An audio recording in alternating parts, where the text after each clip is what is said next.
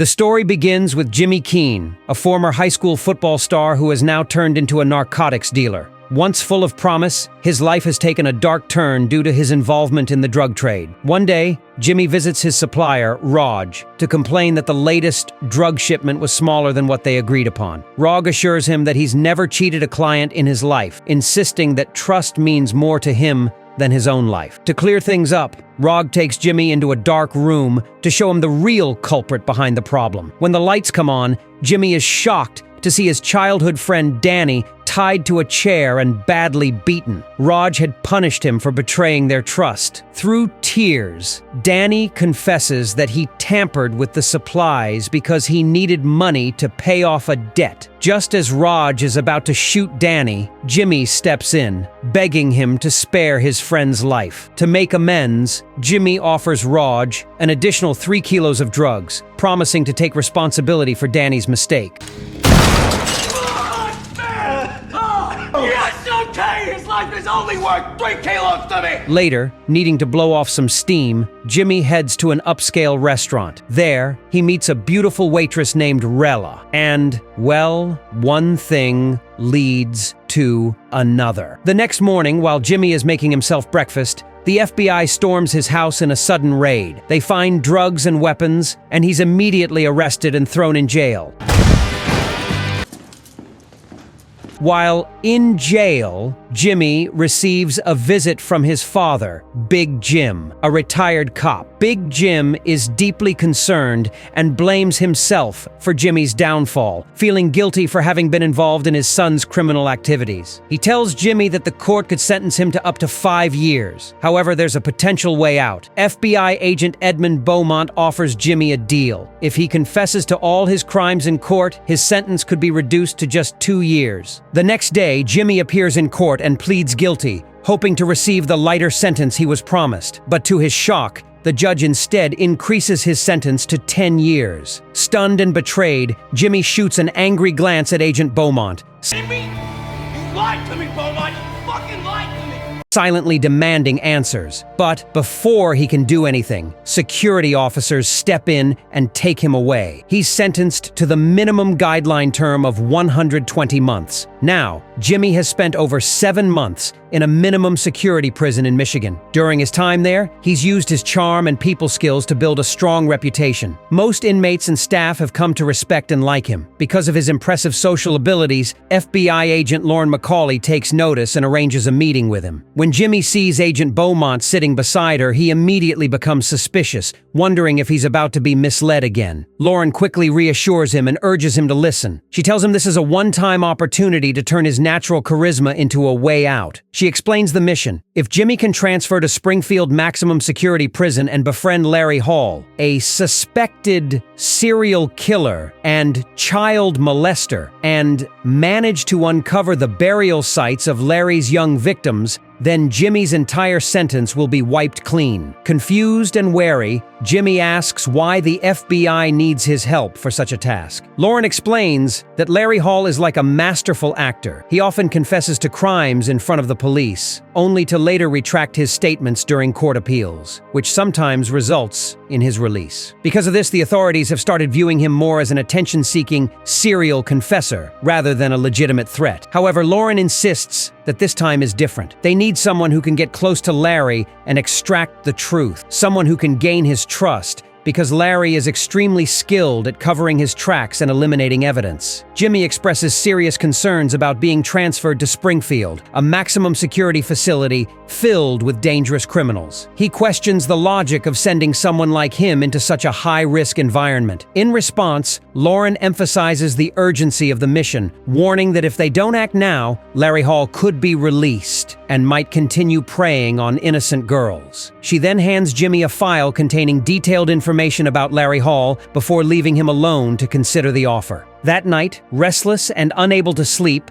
Jimmy begins poring over the file. He dives deep into Larry's background, determined to understand what makes him tick. As he sifts through the documents, he focuses on Larry's family history and psychological profile, hoping to uncover patterns or clues that might explain his behavior. Jimmy whispers to himself, "I'm smart. I've got ideas." The next day, Jimmy tells his father about the FBI's new offer, going undercover in Springfield to get close to a suspected serial killer in exchange for complete freedom. Big Jim is deeply concerned. He warns Jimmy about the unpredictable and dangerous nature of undercover work and stresses that if anything goes wrong, it could result in a longer sentence rather than a reduced one. The following day, Jimmy receives a visit from his stepmother, Jimmy Keene. Her face is filled with worry as she delivers heartbreaking news. Big Jim has suffered a brain stroke caused by the stress of Jimmy's situation. He's now in the hospital fighting for his life. Through trembling lips, Sammy urges Jimmy to consider accepting the FBI's offer, pointing out that Big Jim might not have much time left. Her emotional words leave a heavy impact on Jimmy, sparking a fierce resolve in him, not only to crack the case, but to make his father proud. The story then shifts to a flashback, September 10th, 1993, marking the beginning of Larry Hall's criminal activities. FBI agent Brian Miller arrives at the scene of a murder involving a 15-year-old girl named Jessica Roach. A witness mentions seeing a van that had made multiple trips to the area, but he can't recall the vehicle's color or the driver's identity. Brian also notices that Jessica's folded clothes and personal items are unusually clean, leaving very little forensic evidence to work with. 13 months later, in October 1994, Brian receives word of another rape and murder involving a college student named Trisha Reitler. Using every available resource, Brian traces the van spotted at the scene to none other than Larry Hall. He immediately contacts his colleague, Chris Dale, instructing him to gather any information he can on Hall. Chris informs him that he knows Larry's family, who run a grave-digging business. He adds that Larry is mentally challenged and insists that he doesn't believe Larry is capable of murder. Despite this, Brian remains unconvinced and orders Chris to take Larry into custody for questioning. The next day, Brian travels to Indiana to personally interview Larry. Chris warns him that interrogating Larry is a waste of time, claiming he's just a serial confessor who makes false admissions to get attention. But Brian is determined to judge for himself. When he finally meets Larry, he's immediately struck by Larry's odd appearance, especially his exaggerated sideburns. Brian comments on them, and Larry explains that he styled them for a Civil War reenactment, saying they should be called burns, not sideburns. Brian ignores the oddity and begins asking Larry casual, unrelated questions, slowly easing into more sensitive topics. Eventually, he asks Larry about his feelings toward girls. Larry replies bitterly, saying he hates them because none of them will talk to him. Larry then adds that he often has dreams in which he kills girls, but quickly insists that they're just dreams and have nothing to do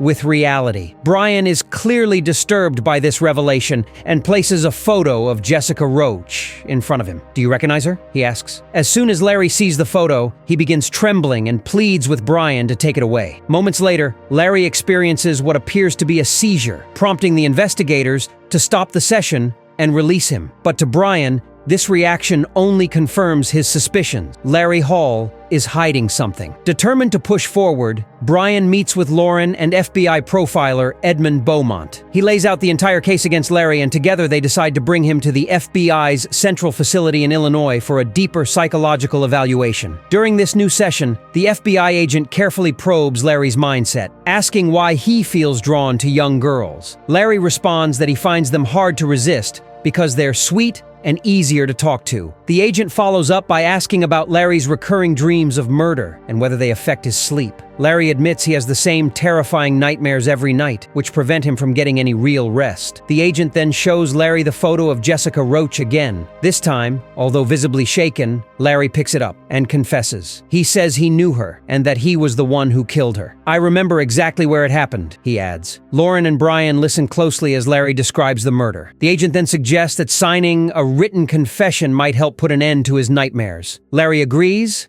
and signs the statement. As a result of this confession, Larry Hall is sent to Springfield. However, it's not his first time there. He's been in and out of Springfield prison on multiple occasions. Back in the present day, Lauren meets with Jimmy to ask for his final decision. Jimmy says he's ready to go to Springfield, but before confirming, Lauren begins questioning him more critically, trying to see if he's truly prepared for what lies ahead. She starts by asking what he finds appealing about women. Jimmy replies confidently, saying he finds everything about women appealing and always preferred their company over guys. Lauren then presses further. Has he read Larry's file? Does he know what kind of women Larry is attracted to? Jimmy admits that he hasn't read enough and doesn't know. She follows up with a more personal question. Why did his parents divorce? Jimmy first gives a vague, polished answer, saying they had differences that led to the separation. Frustrated, Lauren tosses the file aside and stands up, telling him bluntly, "You'll never get inside Larry's head with answers like that." Jimmy finally opens up. He admits the truth. His mother was promiscuous, sleeping with different men nearly every day. Eventually, his father couldn't take it anymore and left her. Hearing this raw honesty, Lauren finally gives him the green light. She informs Jimmy that he'll be transferred to Springfield by plane that night. That evening, Jimmy is given simple civilian clothes and boards the plane. During the flight, he uses his charm and quick wit to bond with the FBI team escorting him, winning them over with ease. Lauren watches, impressed by his natural charisma. She then pulls Jimmy aside and tells him that only a select few, psychiatrist Aaron Zickerman and a small team of guards, are aware of the undercover mission. If anything goes wrong, those are the people he can turn to for help. Lauren also lets him know that in a month, she will visit him in prison disguised as his girlfriend to help maintain his cover and avoid suspicion. When the plane lands in Springfield, Lauren wishes Jimmy luck and reminds him to stay focused. One wrong move could ruin everything. As they near the jail, the FBI agents respectfully reapply his handcuffs, apologizing as they prepare to walk him into the prison. Just as they arrive at the Springfield jail, Jimmy begins to panic. His confidence starts to fade, and he hesitates at the last moment. He turns to the agents and says he's changed his mind. He wants out. "I can't do this," he insists. "I don't want to stay in this demonic cell." The FBI agents try to calm him down, reminding him that this mission isn't just about his own freedom. It's about stopping a monster. If they don't succeed, Larry Hall could be released and allowed to hurt more innocent girls. That thought hits Jimmy hard. Realizing the weight of the situation, Jimmy steadies himself. With a deep breath, he nods, regaining his composure. He agrees to proceed and prepares to enter the Springfield facility. Inside, we see Larry Hall working as a jailhouse mechanic. Thanks to his deep knowledge of engines and repairs, the guards often rely on him to fix various equipment issues. Over the next several days, Jimmy quietly observes him. Larry keeps to himself, barely speaking to anyone. Jimmy, whose cell is right next to Larry's, tries several times to start conversations, but each attempt is shut down. Larry remains distant, preferring silence. Meanwhile, Lauren and Brian begin their investigation at Larry's family home. There, they meet his twin brother, Gary Hall. Gary greets them with a mix of skepticism and hostility. He confidently tells them they won't find anything useful. He firmly believes his brother is innocent and that he'll be released soon, just like before. Brian responds calmly, "Time will tell the truth, Gary, but your brother has already confessed to 2 murders." As Lauren searches the house, she makes a disturbing discovery: a bottle of contraceptive pills hidden alongside cleaning chemicals, alcohol, and formalin. She quietly shows Brian. Together, they realize these could be tools to eliminate evidence, perhaps used after the crimes. A few days later, an unexpected blow hits their investigation. Larry's lawyer files for a new hearing, and to everyone's shock, the judge accepts the request. There's now a real possibility that Larry could be declared innocent and walk free. The news deeply unsettles Brian and Lauren. The pressure intensifies. That night, Lauren calls Brian to reassure him. "Don't worry," she says. "Jimmy's in place. He'll get us the answers we need." But Brian is unconvinced. "This might not lead to anything," he mutters, frustrated. He abruptly ends the call. As he hangs up,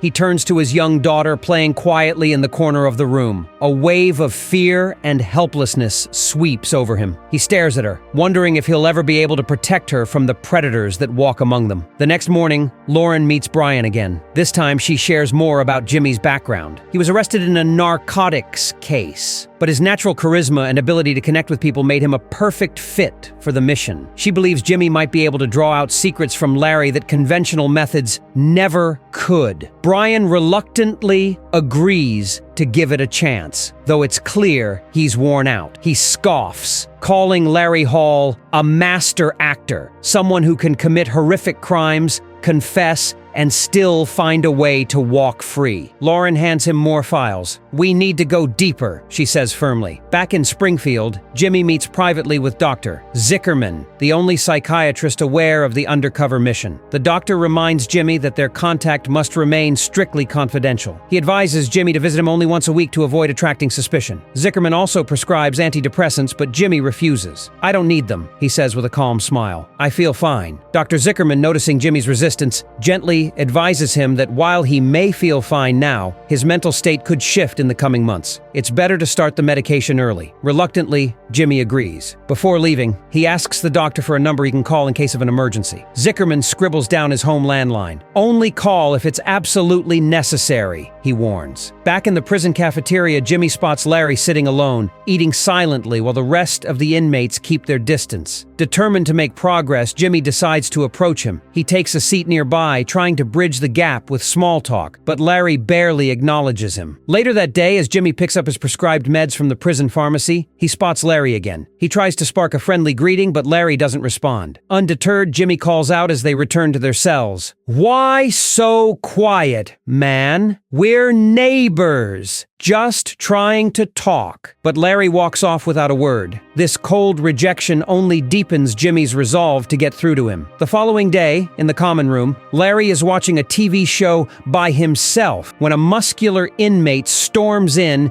and changes the channel without a word. Larry quietly lowers his gaze. Jimmy sees his moment. He rises from his seat, walks over, and switches the channel back to Larry's program. The tough inmate snaps. He threatens Jimmy in front of everyone, but Jimmy doesn't back down. Fueled by rage and purpose, he explodes into a violent brawl, landing blow after blow until the inmate is bloodied and reeling. Within moments, guards swarm in. Jimmy is restrained and thrown into solitary confinement. He spends a long, sleepless night alone in the dark. The next morning, Jimmy is escorted back to his cell. Not long after, Larry appears at his door. "Why'd you do that?" he asks, genuinely curious. "Why fight that guy for me?" Jimmy shrugs. "He was out of line. Couldn't let that slide. You're my neighbor, right? Gotta look out for each other." Larry pauses, processing Jimmy's words. Then, for the first time, he offers his hand. "Larry," he says. "Jimmy." A tentative bond begins to form. Over the next few days, they start talking. Small, quiet conversations that gradually grow deeper. Jimmy senses a door opening, a sliver of trust forming. He knows this could be his chance to draw Larry out, to uncover the truth buried behind that reserved demeanor. One afternoon, a guard approaches Jimmy. "Someone's here to see you." Jimmy frowns. It's not a visiting day. Confused, he walks to the visitation room, only to find his father, Big Jim, waiting for him behind the glass. Big Jim looks concerned, his face lined with worry. "I've been worried sick about you," he says. "As soon as I heard where you were, I came straight here." Jimmy blinks. "How did you even get in?" "I told the guards I was a retired cop," Big Jim replies. Jimmy's heart sinks. He leans in, his voice low and urgent. "Dad, you can't do that. I'm undercover. If anyone finds out about your past or why I'm really here, this whole thing could blow up. It's dangerous." Big Jim's expression crumbles. He looks down, ashamed. "I'm sorry, son. Ever since the stroke, I don't always think clearly. I didn't mean to make things worse." Seeing the guilt in his father's eyes, Jimmy softens. "You didn't," he says gently. "You're the reason I'm alive. I don't need you to apologize. I need you to be strong, like you've always been." Big Jim nods, holding back tears. Just then, the guard announces that visiting time is up. As Jimmy stands to leave, he turns to the guard, Carter, and pulls him aside. "Do me a favor. Don't tell anyone my dad's an ex-cop." Carter nods. "Don't worry. I didn't hear a thing." Later, Jimmy visits Larry's cell and notices several faded photographs pinned to the wall. They show Larry dressed in period costume, standing beside another man at a Civil War reenactment. "That's my twin brother Gary," Larry explains when Jimmy asks about the pictures. He goes on to say they were born with a rare condition called twin transfusion syndrome. Gary, he says, absorbed most of the nutrients in the womb, leaving him strong, smart, and attractive. And I turned out like this, Larry adds, gesturing at himself with a bitter chuckle. Jimmy, trying to lift his spirits, replies, "Come on, you're kinda cute. You shouldn't be so hard on yourself." Larry looks at him with a mix of suspicion and curiosity. "Why are you being nice to me?" In response, he invites Jimmy to see his workshop, a small mechanical office inside the prison where he repairs equipment. The space is cluttered but organized, filled with tools and half-fixed machines. Jimmy is genuinely impressed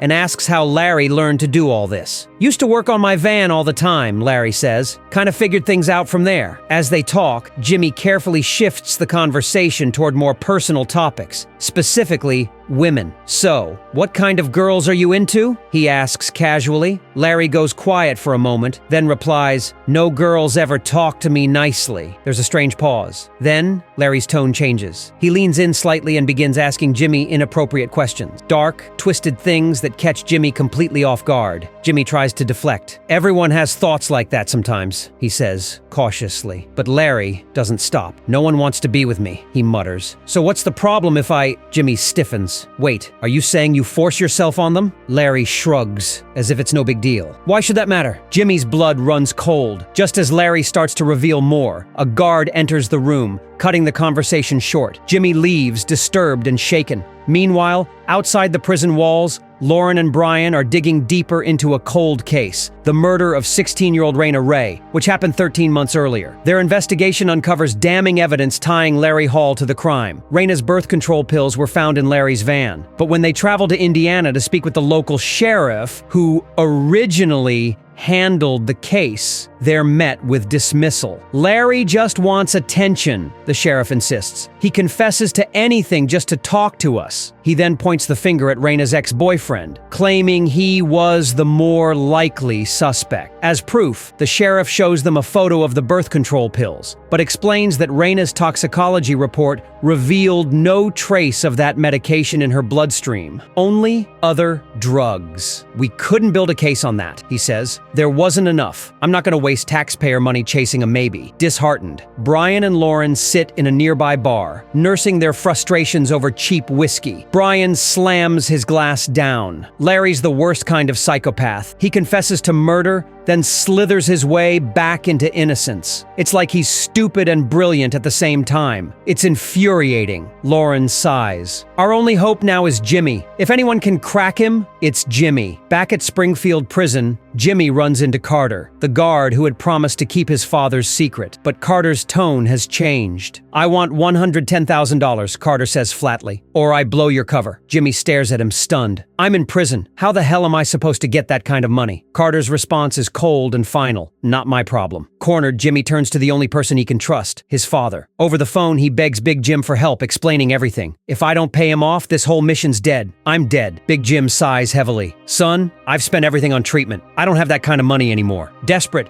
Jimmy lowers his voice. "There's a speaker at the house," he says. "Inside, there's 3 kilos of narcotics. If I can find a way to get it out, I can come up with the money." A few days later, Jimmy receives a call from his father. Big Jim sounds tired, frustrated. "I searched every inch of the house," he says. "There's no drugs here, son." Jimmy's voice tightens. "Did my brother come by while I was gone?" Big Jim hesitates, then replies, "Maybe. He might have stayed the night. You know how your brother is." That sets Jimmy off. "What do you mean he might have? Who said he could be there? That was my stash." Big Jim tries to calm him, but Jimmy is already seething. "Of course it's him. It's always him." He hangs up, rage simmering. A few days later, Lauren visits Jimmy in prison. She's wearing makeup, dressed to play the part of a supportive girlfriend. To any onlooker, she's just another woman visiting her man. Inside the visitation room, Jimmy doesn't waste time. "I need 10 grand. Carter's going to expose me if I don't pay up." Lauren looks shocked. "The FBI's not going to hand you $10,000 for this," she says flatly. "You're supposed to handle things inside." Jimmy leans in. "If I don't, it's over. The mission, my freedom, all of it." Lauren sighs. Her face falls. "If this is too much, we can transfer you back to low security and pull the plug." She looks exhausted, demoralized. They found nothing concrete on Larry. Doubt creeps into her voice. Jimmy, what if he's not the monster we think he is? Jimmy's answer is immediate. Number he is. I've seen the way he talks, the way he thinks. This isn't about me anymore. It's about all those girls he's killed. I'm not quitting. He begs her for more time. Later that night, when the cell block is quiet, Jimmy sneaks into Larry's cell while he's away. The place is cluttered, eerie in its organization. Porn magazines are stacked in the corner. Jimmy picks one up, and what he finds inside chills him to the bone.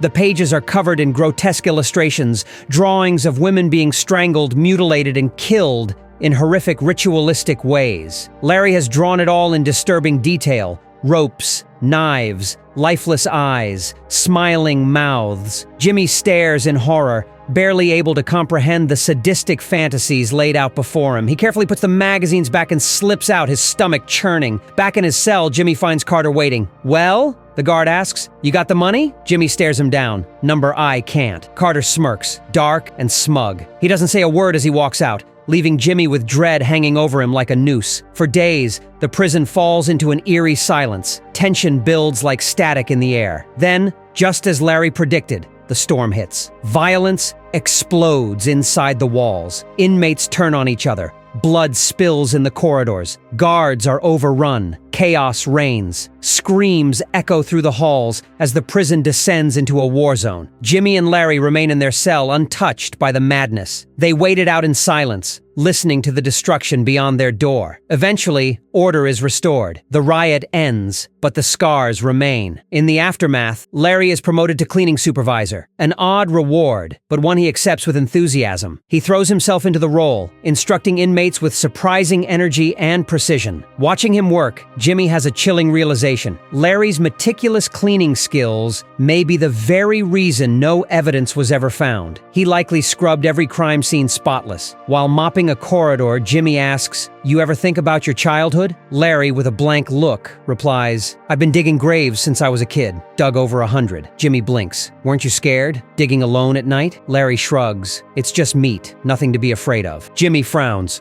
"But people aren't just meat. They're souls. Lives." Larry smirks. "Then why do they bury watches and rings with the dead? The dead don't need them, but the living do." He then recounts a story. His father once took him to dig up a wealthy man's grave. Larry was just a child, using his tiny hands to dig until they reached the corpse. The body was still wearing expensive jewelry. "One of the rings got stuck," Larry says. "So Dad handed me a tool and told me to cut off the finger." Jimmy stares, horrified. "And you did it?" Larry nods casually. "Didn't feel a thing."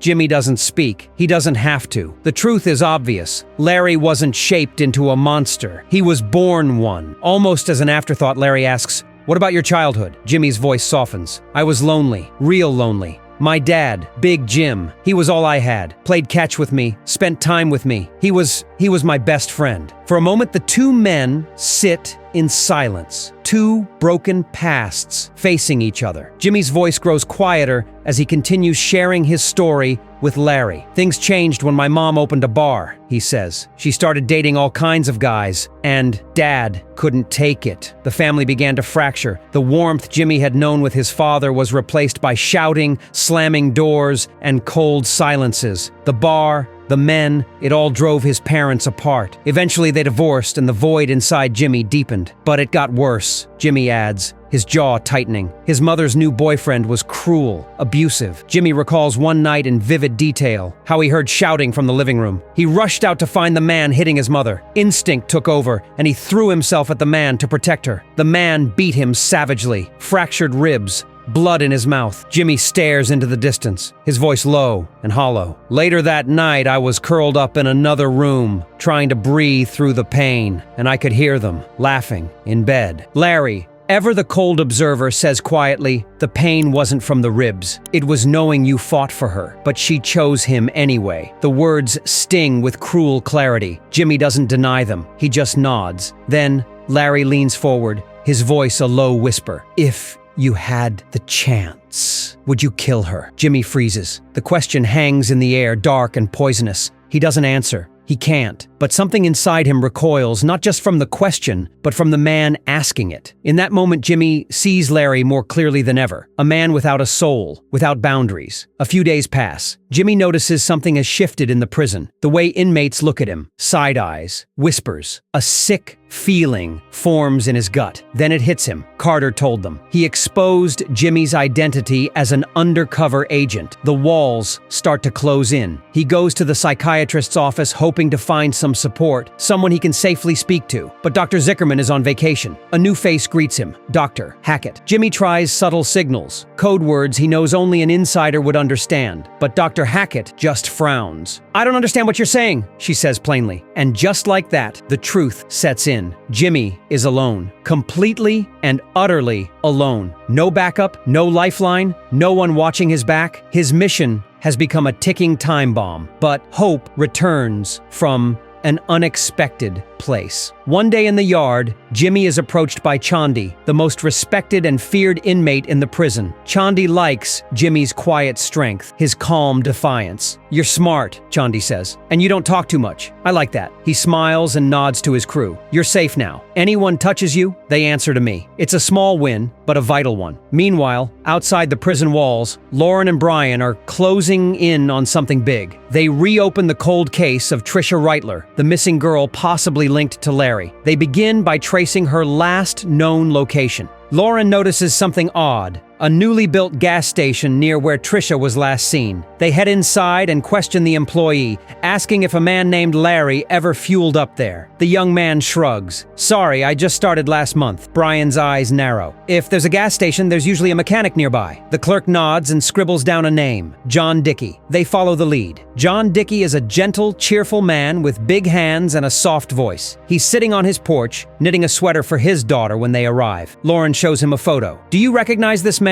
John peers at the image, then nods. "Yeah, that's Larry. Used to bring his van by all the time." Brian and Lauren exchange a glance. The trail is getting warmer. John Dickey's cheerful demeanor fades slightly as he speaks more about Larry. "There was always something off about him," he admits, fidgeting with the sweater in his lap. "He'd stare at the young women here too long, made him uncomfortable. Audrey especially." He pauses, then adds, "When he started flirting with Audrey, bringing her gifts, I banned him from ever coming back." Lauren leans forward. "Is Audrey available to talk?" "She lives in the city now," John replies, "but she remembers him. You can find her. I'll give you the address." Brian and Lauren visit Audrey's apartment. She opens the door cautiously, but her face hardens when she hears Larry's name. "That creep?" she says bitterly. "He was obsessed, harassed every girl who crossed his path, tried to force some into his van, me included." Her voice wavers as she recounts a chilling memory. "One day, he brought me a bra, said it was a gift. It was exactly my size." She pauses, letting the horror of that fact sink in. "That's when I knew. He'd been watching me, studying me." Audrey leads them to her garage and points to an old, dusty bicycle. "He gave me that too. Said it was mine now, but I never touched it." Brian kneels beside it, brushing off the dirt. He stares in disbelief. This isn't just a random bike." Lauren checks the make and model. Her heart sinks. "This belonged to Jessica Roach. Audrey's gift was stolen from a girl who vanished." The link to Larry just got stronger. They rush back to Edmond with the news, adrenaline and hope surging through them. Brian lays it out. "We have a witness. A physical object stolen from a victim. This has to be enough." Edmund listens, arms crossed, but doesn't mirror their excitement. "It's compelling," he says, "but the bike's old. Fingerprints are likely long gone. And without forensic evidence, we can't tie Larry to it definitively." Lauren protests. "But Audrey can testify. Her word alone won't hold up." "Not after all this time," Edmund cuts in. "It's circumstantial, not court-proof." He sighs and looks at them with quiet finality. "Our only real hope is Jimmy." Back in prison, Jimmy's situation worsens. He tries calling Dr. Zickerman again, but the line keeps dropping. It feels intentional, like someone's cutting him off. While he's at the phone booth, a tall, scarred inmate steps up behind him, glaring, fists clenched. Jimmy meets his stare for a moment, tension rising but chooses silence. He walks away, cold and collected. He won't give them what they want. Later that night, Jimmy sits across from Larry in the yard. The man is quietly whittling wood, delicately crafting birds and foxes with a calm that betrays his monstrous nature. "So," Larry says without looking up, "why were you arguing with that guy at the phones?" Jimmy, thinking fast, shrugs. "He said something about you, called you a child diddler." Larry laughs softly, too softly. "I never forced anyone," he says. "They loved me, all of them. You don't understand. There was love." Jimmy pushes further. "What about Jessica Roach?" The name makes Larry pause. His knife freezes mid-carve. Then, in a slow, chilling voice, he begins to speak. "She was walking her bike. Chain had come loose. I was following her, watching. Offered her a ride." He smiles faintly. "She was the only one who got in without hesitation." Larry's tone turns almost nostalgic. "She was sweet, but when I kissed her, she scratched me, fought me. I had to calm her down. Used starter fluid and a rag." He describes how Jessica drifted in and out of consciousness, how he kept knocking her out again and again. Jimmy, heart pounding, asks the question he dreads the answer to. "What did you do when she was unconscious?" Larry looks away, feigning detachment. "Don't remember. Maybe I blacked out too. When I came to, both of us were undressed." He then details how he folded Jessica's clothes, placed her ring on top, dragged her to a tree, tied 2 belts around her neck, strangled her. And then he cleaned her nails, her body, removed every shred of DNA, every possible trace. Jimmy sits still, fire boiling inside him, yet his face remains unreadable. He can't let Larry know what he's just given him, a confession, a full, undeniable admission of guilt. But beneath his calm exterior, Jimmy is unraveling. The cruelty, the heartlessness, the casual, almost artistic precision Larry used to destroy a life. It's more than Jimmy ever thought he'd hear, and it's exactly what they need. Later that night, Jimmy returns to his cell and quietly begins to cry. The terrifying thought of someone as brutal as Larry being capable of murdering an innocent girl like Jessica with such savagery lingers in his mind. The weight of it all prevents him from sleeping, and he is tormented by nightmares throughout the night. The next morning, Larry arrives to wake him up. He tells Jimmy that perhaps his nightmares are the result of fear after hearing the story Larry shared. Larry claims he's simply a master storyteller and that everything he said was just fiction, with no real connection to reality. Jimmy, however, realizes that Larry is likely saying this because he's been studying his case files. He uses a new tactic and tells Larry that he already knew it was a story because he believes Larry doesn't have the courage to carry out such horrific acts. Jimmy calls him a coward,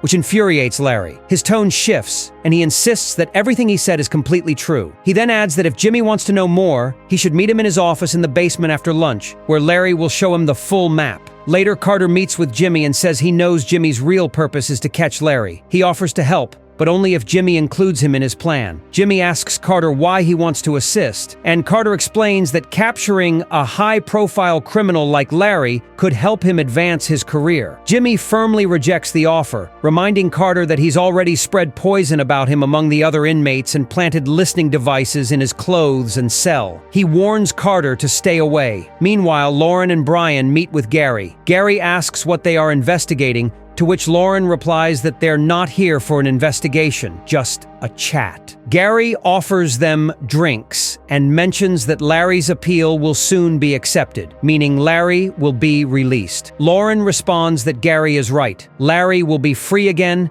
and will start murdering girls once more. Gary becomes angry and insists that while Larry may have done bad things, he couldn't possibly be a murderer. He rushes inside the house, and Lauren and Brian prepare their weapons, suspecting he might return with a gun. However, Gary comes back with childhood photos of Larry. Upon seeing this, both Lauren and Brian lower their hands from their weapons. Gary shows the photos and explains that Larry has been mentally disturbed since childhood, but lacks the capacity to kill. He even compares Larry's mechanical skills to that of a magician. Surprised, Lauren presses him about his earlier comment on Larry's past, asking about the terrible things Larry did. Gary reluctantly explains that years ago, he and Larry attended a reenactment event. Gary had brought a girl to his tent, and when Larry tried to get close to the girl, who was uncomfortable with him, Gary, drunk, didn't stop Larry. Larry violently attacked the girl, beating and strangling her, while Gary stood by in shock, unable to intervene. Gary admits that he regrets not acting sooner and wishes he had tried to stop Larry. Lauren then confronts Gary, asking what he would do if Larry were released from prison and started hurting others again. She questions if Gary would be able to stop him or even live with the knowledge that such a monster is free to harm others. Gary falls silent, unable to answer. Later, Jimmy heads to the basement to meet Larry, who has drawn a detailed map showing where he buried his victims. Jimmy notices 21 vulture sculptures surrounding the map. He asks Larry why he chose the number 21, pointing out that he could have chosen any other number. Larry brushes off the question, saying it's his lucky number. Jimmy then asks about the wooden sculptures, and Larry explains that they are meant to protect the souls of the dead. At this point, Jimmy realizes that Larry has killed 21 girls. Larry folds the map and prepares to send it home. Jimmy then asks if Larry can sleep at night after committing such acts. Larry admits that he does have nightmares. Jimmy suggests that the map should be sent to the families of the victims so they can find peace and properly bury their daughters, but Larry laughs and refuses. He says if he did that, he'd get caught, but Jimmy insists they could have a third party deliver it. Larry refuses again and declares that he will soon escape prison and continue his crimes. Frustrated, Jimmy stands up and angrily tells Larry that there's no way he's leaving the jail, and that he won't let Larry get away with it. Larry immediately realizes that Jimmy has been sent as an undercover agent and grabs him by the throat, shouting about betrayal and threatening to kill him. This leads to a fierce fight between them, and just as the guards rush in to break it up, Jimmy finds himself back in his cell while Larry exits with a sinister smile. Later, Dr. Hackett arrives with guards and orders Jimmy to solitary confinement. Jimmy screams, desperately asking to speak with Dr. Zickerman and even shouting out the landline number, hoping someone will make the call, but no one listens, and his pleas fall on deaf ears. In solitary, Jimmy requests a pencil to draw the map, but when his requests are ignored, he resorts to biting his finger and drawing with his own blood on the cell walls. Despite the pain, he manages to create a simple version of the map. After many hours, Dr. Zickerman finally arrives and orders Jimmy's release from the cell. He explains that he had been on vacation but rushed over when he heard about Jimmy's situation. He also assures Jimmy that Dr. Hackett will face consequences for her actions. Jimmy, still anxious, insists on having a pen or pencil to finish the map. When they reach Dr. Zickerman's office, Lauren is there, and Jimmy manages to complete the map. He explains that there are 21 marks, each representing a burial site, and he details how Larry killed Jessica Roach, folding her clothes and placing her ring on top of them. Lauren, pleased with the evidence, congratulates Jimmy for uncovering the truth. With this evidence, they can now dismiss Larry's appeal. Jimmy is later presented in court, where the judge praises his bravery in the undercover mission and pardons him, granting him freedom. Tears fill Jimmy's eyes as he realizes that he is now free and has captured the criminal. Brian thanks Jimmy for his help in the case, and Larry's appeal is completely rejected. The judge sentences Larry to life in prison without parole. Larry, unable to comprehend the outcome, tries to end it all in prison, but he is unsuccessful. Gary visits Larry and expresses regret, saying that perhaps things could have been different if he had acted sooner. Larry insists he's innocent and that the prison isn't meant for him. Gary counters, saying Larry belongs in the prison, and as long as Larry sees himself as a victim, he'll never find peace. Finally, Jimmy, now a free man, visits his father, Big Jim. Tears of joy stream down Big Jim's face as he sees his son free at last. Sadly, Big Jim passes away from a heart attack after 5 years, but those years were the best he could have hoped for, spent with his son. Years later, Jimmy closes his narcotics business and becomes a successful entrepreneur. As he travels in business class, he looks out the window and sees the exact land Larry had marked on his map.